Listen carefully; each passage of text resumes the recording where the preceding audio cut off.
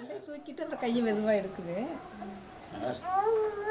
இந்த கையை இவ்வளவு பெருசா எப்படி எடுக்க முடியும்?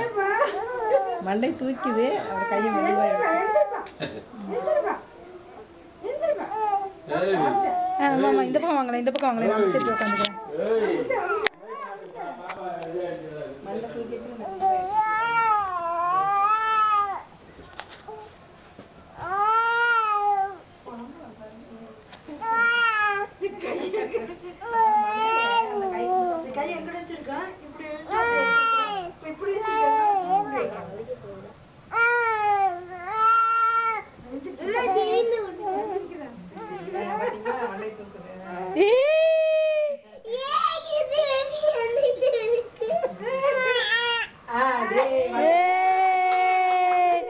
successfully done.